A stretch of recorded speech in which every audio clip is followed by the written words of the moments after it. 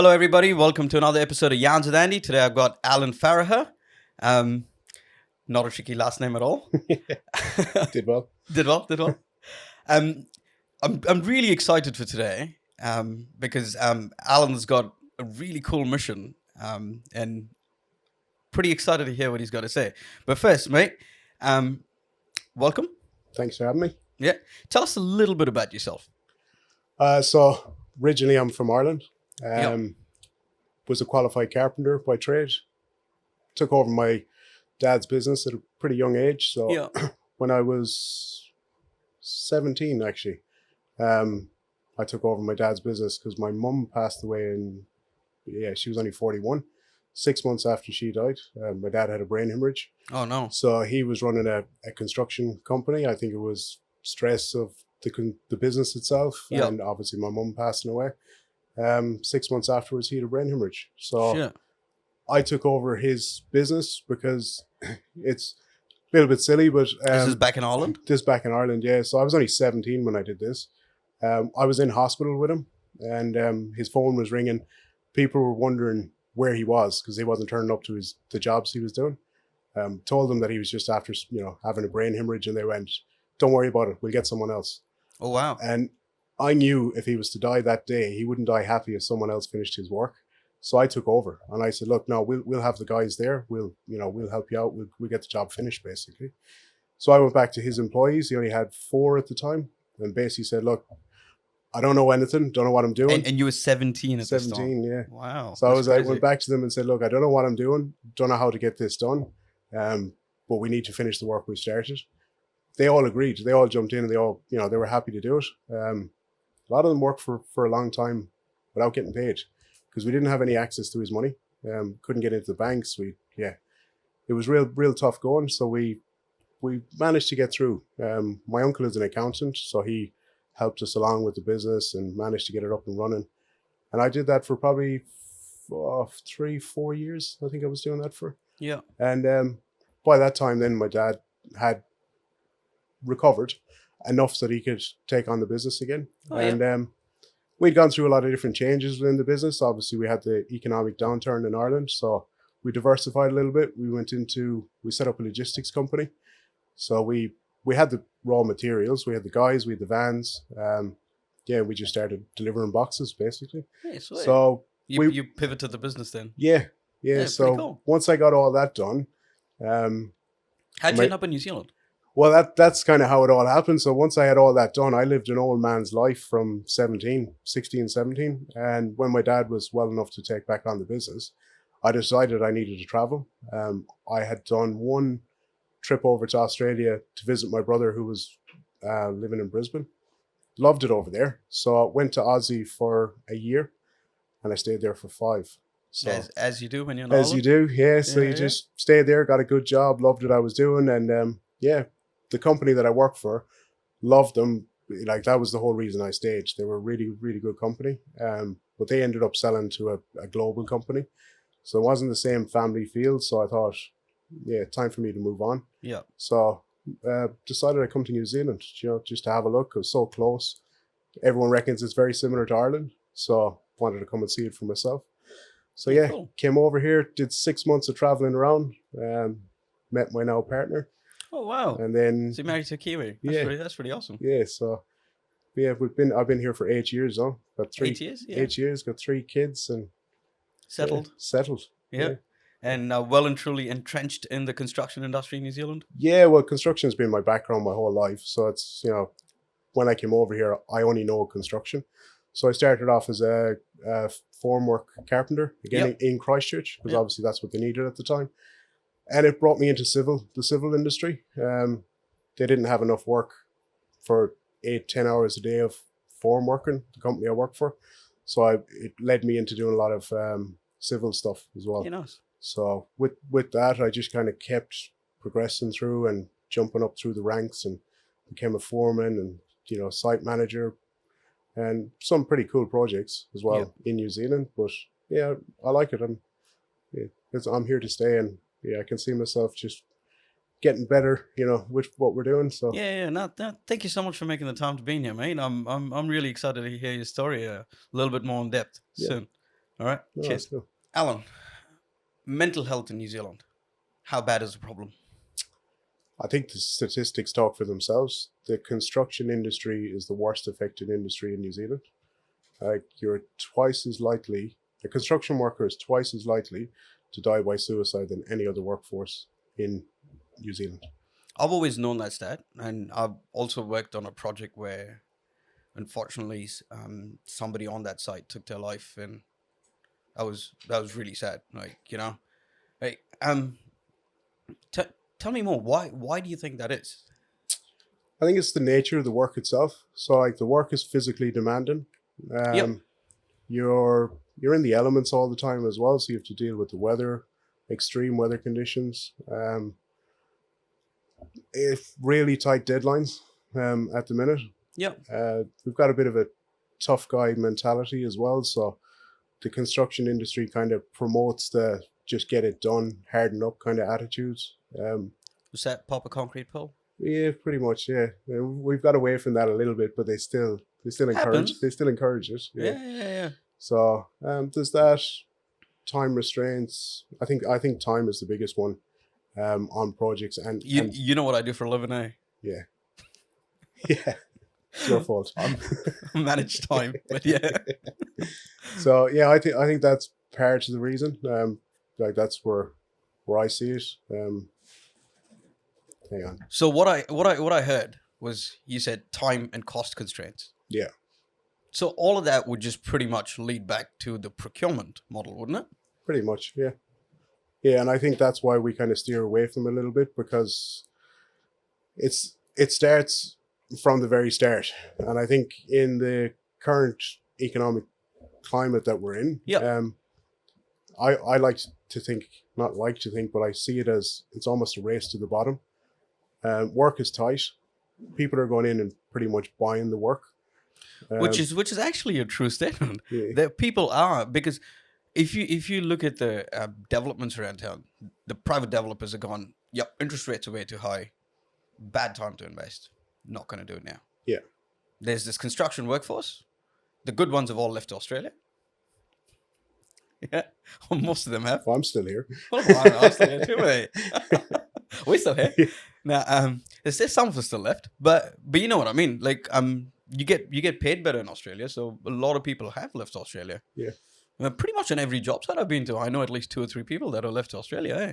I think it's just the security as well. I think Yeah. like there's no job security here at the minute in the construction industry. Yeah, right. So I think if you go to Aussie, you're almost guaranteed that you're always going to be in work. Yeah. So there's that sense of security as well, which you don't get here. Yeah. So there's not a lot of construction work. So the little that is there, people are Fighting for it, and they're lowballing themselves. I think. Yeah. Like I said before, I call it a race to the bottom. They're buying work to keep the doors open and keep people employed. Can I ask you, when construction companies do that, as you call it, buy the work, who pays the price? It's inevitably the workers. It's everyone delivering the project. So, Or if a main contractor is buying the work, then their subcontractors that sign up to that job suffer, and in turn, the people that work for that subcontracting company suffer. yeah. So basically, everyone delivering the project, everyone from site managers right down to the laborers. They're all. There's no money for any errors, so you don't have a chance to get anything wrong. If you do, you're going to be in the red, and the only way you can try get it back is, I'm not going to say cut corners, but some way of recouping the cost. And to me, the only way that I've seen it done is work harder and faster. Well, I'm a planner, so this is what I kind of do for a living. I manage programmer works, manage time, and people always ask me, how do we save time on a project? Like, there's no magic way, man. Well, how do you save time? Well, how do you save time? So I'll tell you how you save time on a job. There's literally only 3 ways I know of potentially saving time on any project that you're working on. You want to look at your critical path, you look at your methodology, you figure out a different methodology to construct. But again, you're constrained by rules of gravity. You're not define gravity. Not going to do that. Can't build from top down. That's probably not possible. The second one is you work longer hours, Yeah. as you do. And the third one is you double shift or triple shift. If anybody else knows another way of saving time, I'd love to fucking hear it, because Yeah. I don't know any other way. And I've been doing this 15 years there. Yeah, and that's pretty much the same I see all the time. It's, So, yep. you know, put a night shift in, work Saturdays. Yep. You know, that But- seems to be the idea. What does that do to the individual? It puts a lot of pressure on them. I personally feel the workers don't feel as if they can speak up about it because they know work is tight. So they just kind of have to carry on with it and do what's asked of them. I think that's where a lot of the struggles come from as well. You spend a lot of time away from your family. You know, you sacrifice quite a bit just to keep working. And I think by working night shifts, it's not generally an option when it comes to night shift. It's a must to keep the project on target. So yeah, people just end up doing it, and it puts a lot of strain on them because they feel like they can't say no.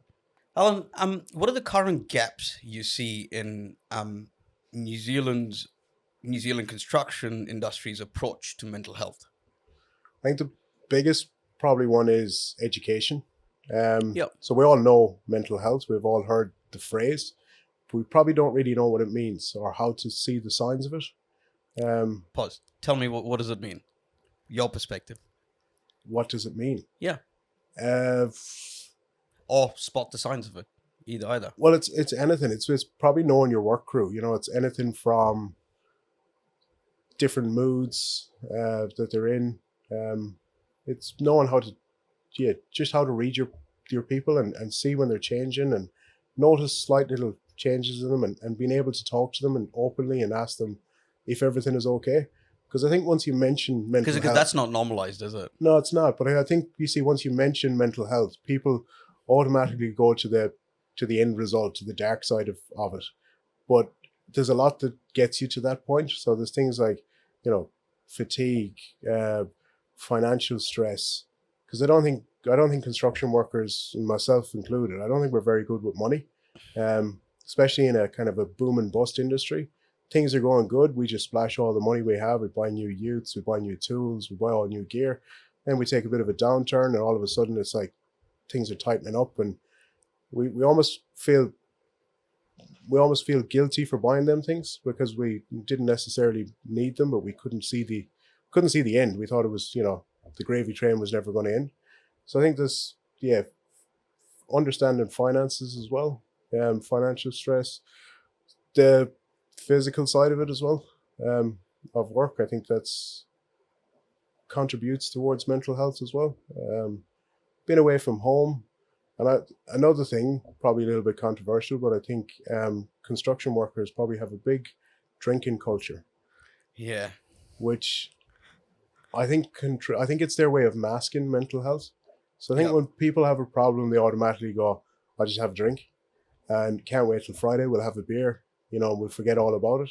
But I think that's more just a way of masking the problems, or maybe they don't know how to address them themselves. They don't realize that they're struggling with mental health issues, because like I said, people just think mental health is just the dark side. It's the suicide and it's the depression and it's I don't think that they realize that there's steps to get into the end. Basically, there's contributing factors to get there. Yeah, there's 100 cuts that actually boil up to that one bit of you brought up drinking. That's how I was dealing with my mental health, to be honest. Right. So when I started strategic planning, had all of these projects going on, working 15, 16-hour days. Pretty much my way of coping with it, literally open a can of beer and just go, yep, carry on working. Yeah, That's literally what I did, man. And I think a lot of people do it.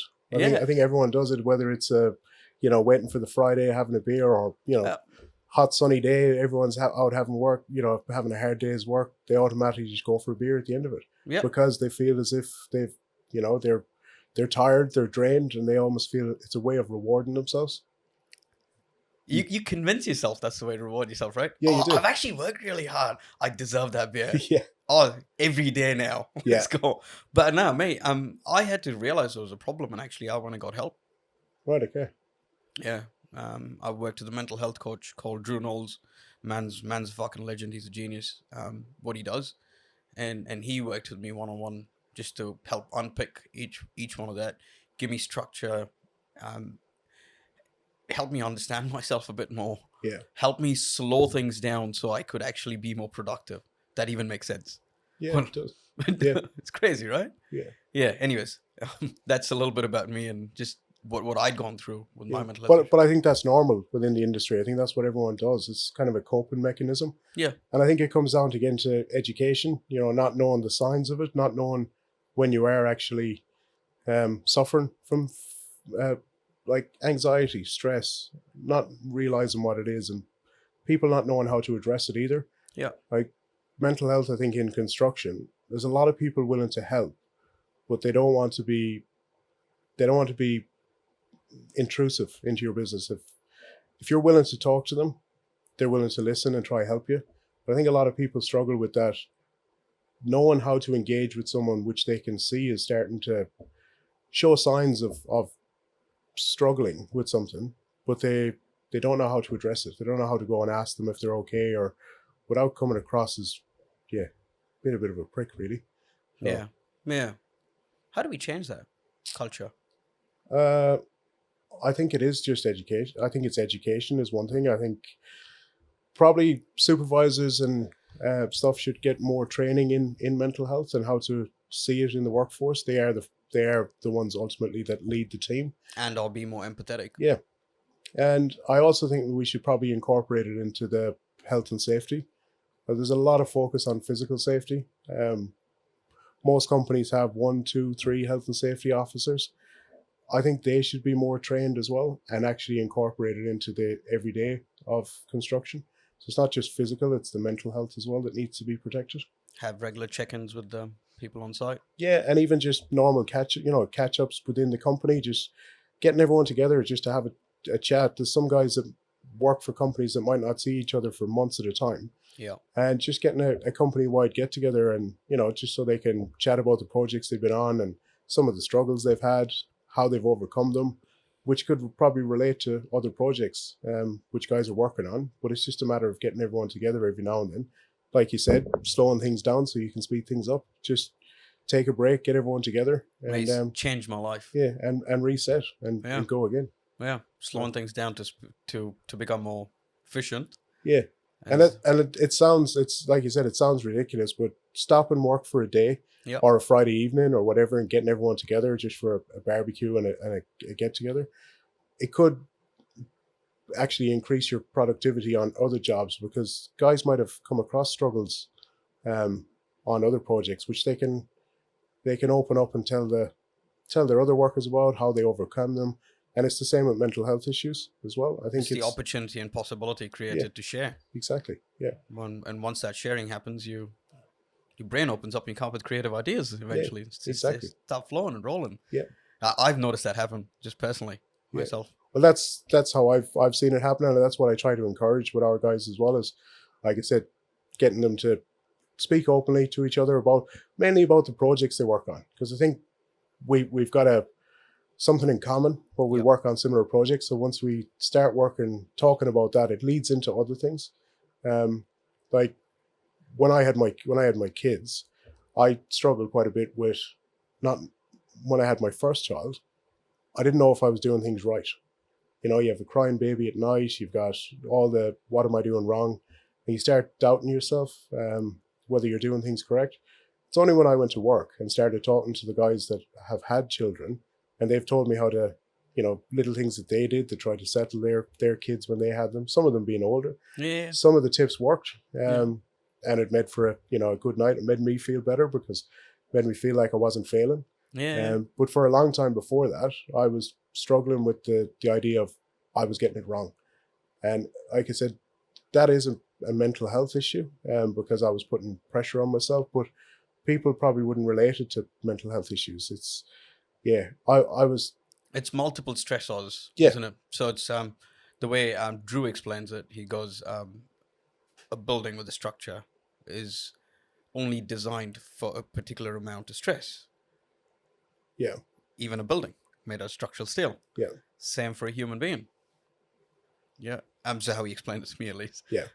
No, I understand it. Yeah, and when a human being can only take on so much stress, and I know exactly what you mean with the crying baby, not knowing what to do. You go back to work and you go in, fuck, I got this meeting, I've got to do this, I've got to do that, I've got to be on site for you know, Yeah, the and things, you still run your everything. mind. You still run your mind back to what went wrong. Why didn't I get it right? Yep. And then again, you're sleep deprived as well, Ah, yeah. and yeah, there's all the contributing factors on top of Ah, it, yeah, yeah. and From all you angles. start to really get to yeah, and then you become frustrated. You start getting angry when you're at work, and yeah, I think me opening up to a couple of guys at work and just asking them how did they cope with it, how did they deal with it, made me realize that we need to talk to each other and learn from each other. Mates in construction, they're doing a decent job in the industry promoting mental health. They have, yeah. So they do They again. have education platforms. They They go do around from site to site. they They get do around. they do really well. The thing that the thing I say, how am I trying to word this? The shortfall I find with that is they struggle to get to rural places Right. frequently. So So mates in construction are very urbanized. yes, How do you reach the rural people? That's an interesting so question. that's where I think that we need to put more focus back on the companies within the health and safety side of things, that we take it on board ourselves.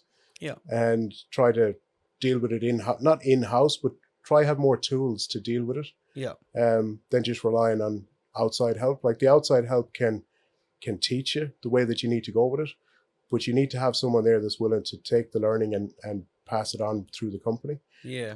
Because I have seen Somebody physically present that's actually taking the accountability and helping the people. Because I have actually That's a good idea. I have actually seen it in a couple of rural companies that we work for. There's like a 2 week to 3 week lead time to get any of the counselors out to anyone that's struggling, and I think 2 to 3 weeks for someone that needs help at that point it's a lifetime away. Yeah. So I think there needs to be someone there that can deal with it almost instantly, or at least put them in the right direction. Instead of going, we understand there's a problem, and it'll take us 2 weeks to get there. And again, with that, it's probably the accessibility to the help that's a problem as well. There's a lot of organizations out there that can help, but I think the workforce don't know how to access them. Yeah. So like they have to go through the HR almost to access the services, but then they feel as if it's not private, because you're going to talk to someone in the office and say that you need help with whatever, and Which is a whole stigma around that. You're going, oh, yeah. And it goes back to the, people just automatically go to, you say mental health issues, they go to the worst case scenario. So people might feel like as if it labels them a bit. So I think we probably need to find ways of making more accessible to workers privately, so that they can ring up or they can get help somehow, or it's more known how to get access. Like I have helped a few people Nice. No, good throughout the years, and a lot of it with them is I seen it and I understood there was something wrong. I just went straight in and asked them if there's anything I could help them with and what they were going through. And the main thing they said to me was they didn't know how to get help. Like they didn't know who to talk to, and didn't want to go to HR or front of house because they thought that the company might think that they were not capable of performing. So they decided to deal with it themselves rather than look for help. So I think if we could get more avenues to getting people help and make it more known to them, whether we put it in toolbox meetings or just make it more accessible, I think it's going to help a lot as well. Yeah, and I am hope Mike King has been funded now too, and he does a lot with Gumboot Friday, which is quite cool. Yeah, Mike does some amazing. Mike has been really helpful with me as well. Yeah. So he's, I won't say mentored me, but he has told me that I was heading the right way. Oh yeah, cool. So just that's some really cool affirmation right there. Yeah. So he was really good. He was really good to deal with. He's got a really good team as well. Yeah. And they've been willing to help me. Like they see the value in what I'm doing. Yeah. So they said anything they can do to help, they're there, which is good. And it makes you feel as if you're doing something right when they're willing to back you, and just give you the acknowledgement of what you're doing is right and it's going to make a difference. Yeah, nice. For anybody that's listening, if you are going through any mental health issues, reach out to people, talk to people. That's the message you're sending right now, isn't Yeah, it, Alan? exactly. Yeah. Alan, you're wearing a really cool shirt. Thank you. Tell us more about the shirt. Um, so the idea behind the shirt was around raising awareness around mental health within the construction industry. And that's Diamond Workwear. That's Diamond Workwear, yeah. Cool. So that all came about from, if truth be told, I was probably the foreman supervisor that expected a lot out of guys. I wasn't very empathetic especially when they had kids. Well, you're Irish. You know, I wasn't empathetic with them having to take time off. Yeah. I was that guy that just wanted them to get the work done. Yeah. So I suppose if any of them that are listening, I have changed. You can come back and work with. There you go, man. But after having my own kids, then you look at the world completely different.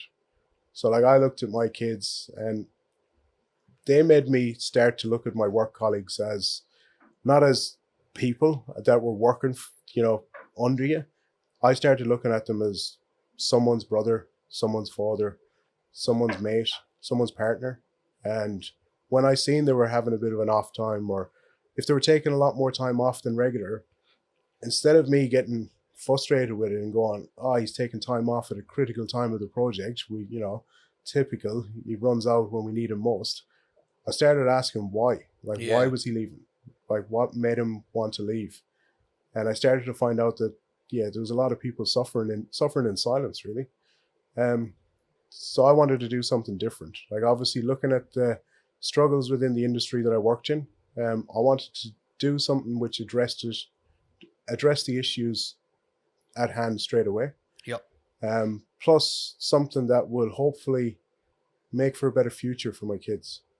I want Diamond Workwear to be a company that inspires businesses to look after their workers, and it doesn't have to be financially driven. You can set up a company which cares for people, has a social impact, and creates a better future for them. Like, why not? I was thinking about my kids going into the workforce, and I was thinking about what can I do to make it better for them. Like, I know we've talked about construction and all the stresses that you've had in it. I want to still having. Yeah, still having. I want to create a future for my kids that they can go and follow whatever career path they want, but they don't have to jeopardize their mental health to get there. So I think if we know this and we know that there's issues in the industry, I feel as a parent it's my responsibility to try do something to make it better, so that if the kids do want to follow the same path as me, that they don't have to do it at a cost. Oh, you and their granddad? Yes. Technically? Yeah. Yeah. Yeah. Yeah, fair enough. So, how do you believe these shirts are going to make an impact? Well, so they address the issue at hand. Yep. So the whole... As a visible advocate. As a visible advocate, yeah. So the whole shirt itself is the design, the shapes, the colors. I love the design, by the way. It was all done with the intention of piquing people's curiosity and asking what it was about, and giving you the opportunity to basically say what it was for. It was raising awareness around mental health, and that just opens the door to start conversations with people. People almost feel a little bit more at ease talking about stuff when they know that you're on board with it. When you're open to listening to it, it almost opens the door for people to start conversations and get, again, like we said earlier, about getting their experiences and similarities of issues that they've gone through. I'm sitting here trying to think of the right word, and the only word I ended up with, it's an amazing icebreaker. Yes, yeah, that's exactly what it is.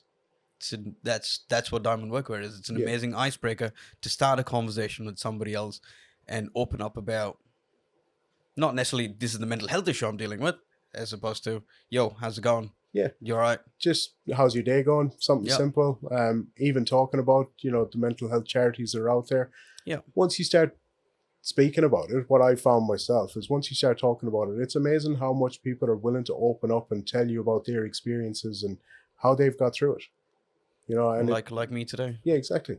So people just want to do it. So this is the, like you said, it's the icebreaker. It's the conversation starter, just to open that door for conversation between people. There's a possible tagline for your business, mate. There you Diamond go. Workwear, the icebreaker. The icebreaker. You like that? It's pretty good. Well, winging it here. Totally winging it. Yeah, no, that's an amazing thing you're doing, mate. Have you seen a lot of uptake in the industry? So there is a lot of say the tier 1 companies, especially, and the bigger companies, they like the idea, the concept of it, because 50% of our profits are going to be going towards mental health charities as well. Mm-hmm. So it's about the whole idea of putting the 50% behind it is so that people can access these services for free. And we want to try and make it free for everyone, because I think, again, we have that financial side of it. People think that I can't afford counseling.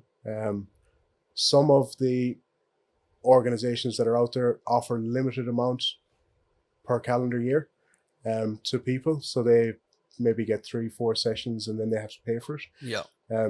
We're trying to remove that. We're trying to pick up the slack in it and try to provide it so that it's free for everyone. Oh, wow. So that's the whole idea behind it, and the whole idea of donating to it. We could have just had a funky shirt that said it's about, raising awareness, but it has to do something. And the only way we can do it is by supporting the people that are qualified to do it, and that know how to deal with people that are struggling. I can talk to you, but I'll probably give you the wrong advice, on some things. I give you my own personal advice. Yeah. Might not be the right advice that someone needs to hear on that day. Mm. And again, it probably depends on my mood. You ask me for advice, it depends on what mood I'm in that day, what type of advice I give you. So I didn't want that responsibility on me or anyone else that's going to work within Diamond Workwear. Yep. I wanted to be able to help the people that are qualified to do it, to do the work they do, and to do it for free. Yeah, nice. Man, that's commendable. Thanks. Pretty fucking epic, if you ask me. Yeah, where have you been for the last 10 years? Coming up with the idea. There you go, mate. There you go. Now, where's the future? I'm just trying to think, what is the future now? What does the future look like? Do you envision Diamond Workwear being uptaken by pretty much every tier 1, tier 2 organization? I believe that Diamond Workwear is going to set the standard for workwear in the industry. If you can incorporate 2 things, then why wouldn't you? It's if you can. What are the 2 things? Well, mental health and workwear. And you've combined them in one t-shirt, or one shirt, or one high-vis vest. So everyone does it. Like, everyone buys high-vis shirts. Yeah. I've got 6 of them sitting. Yeah. 2 in my car, 2 in my garage, and 2 somewhere else in the house. We've even coined it invisibility orange, because there's so much orange out there these days with cones, signs, high-vises. No one sees it anymore. And I think it's a bit like the mental health struggles that people go through. They're everywhere, but no one sees it.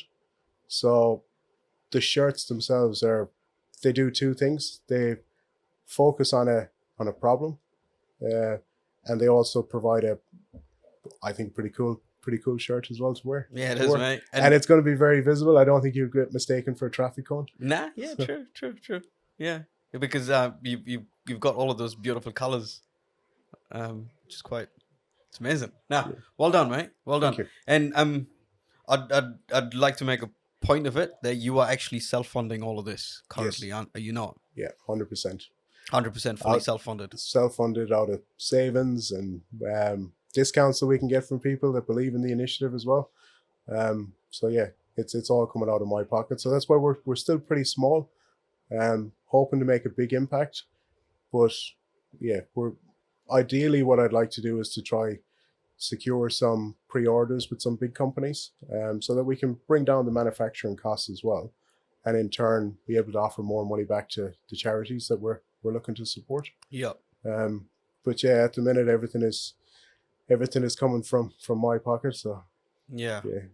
So if I was in construction and I wanted a Diamond Workwear shirt, where would I go to find one? So you just go to our website, Diamond Workwear. Yep. And at the minute, we're waiting on our next shipment to come in, which is the end of this month. Yep. But you can register your details. The minute the shirts land, we'll be back in touch and tell you once you can buy them. I don't want to take anyone's money until the shirts are here. Fair enough. So you can register your details. We'll get back to you straight away. You'll be the first in line. and your order will be delivered before anyone else after you. Well, I've already got my shirt, mate. Thank you for that. No worries. Yeah. Anyways, mate, I wish you all the best of this project. I really mean that. I think it's an amazing project, especially for the construction industry that needs it the most. Well done. Thank you. Alan, mate, what do you do with your free time apart from coming up with designs for cool shirts? So that is pretty much my life at the minute. I work as a site manager during the day. I'm a dad at nighttime and weekends and free time, and Diamond Workwear founder anywhere in between. But that is my kids are probably the biggest thing at the minute. I've changed my whole. How old are the kids? So my oldest boy is 4 and the twins are 3. Oh, twins. Yeah. Hey, that must be a handful. Yeah, well, the whole 3 boys is a handful. I must be blessed, mate. Yeah. So, but now they are my life, and they're the ones that inspired me to do this. They're the ones that, you know, they drive me when things are getting tough. There has been a lot of tough times with this where I just thought I'm not even going to bother because it's too hard. But then I remember what it's about, and they're the ones. It's about leaving the world in a better place for the children, isn't it? Exactly. Yeah. That's completely what drives me as well. It's leaving a bit of a legacy behind for the kids, and I feel like I do miss out a little bit with them, but we stay in touch by, like, obviously I'm away for a few days, so, you know, we video call each other at night. We'd be very open about my schedule, where I'm going, what I'm doing. I basically have a shared calendar with my partner that we put everything in, so that we can actually make for some, you know, special outings with the kids or do something with them. We actually just next weekend, I think we're starting karate with all 3 of them. Oh wow! So it's just about being present with them when you're with them. That's the most important thing, isn't it? Because I had a situation with my son's, I think, 6 now. I don't think I know he's 6. Sorry, correction. I know he's 6. When he was, I think, 3 years old, this was a while ago, all he'd say is a couple of things happened, right? And I noticed we'd gone into a friend's house. He walks into the garage and says, "Where's your office?" Right? My dad works out of I work out of my garage. Right? Yeah. So where's the office? Then after that, a month later, he just go, "Daddy meeting, daddy meeting, daddy meeting, daddy meeting." Oh my God. That just became a thing around the house. Yeah. It's just like, I was like, damn, I'm actually not being present with the kids, you know? That was like a wake up moment for me. Well, you know, they say the only one that will remember you work late is your kids. Yeah, nobody else will. So nobody else gives a shit. No one else cares. Once the project's done and delivered, the only ones that remember are your kids. You get a pat on the back and you get a thank you, and you probably get a couple of beers. Maybe. Yeah, if you're lucky. Maybe a trophy. If you're lucky. If you're lucky. Yeah. Maybe a little trophy a couple of months later. Yeah. But you do all of that, and like I said, the only one that realizes that you work late was your kids. And the other thing that I say, like, I like to be present with them. So the biggest thing that I've learned is when I'm with my kids and spending time with them, I'm fully there. So I put my phone to the side. I don't kind of talk over them and have my phone in one hand and go, yeah.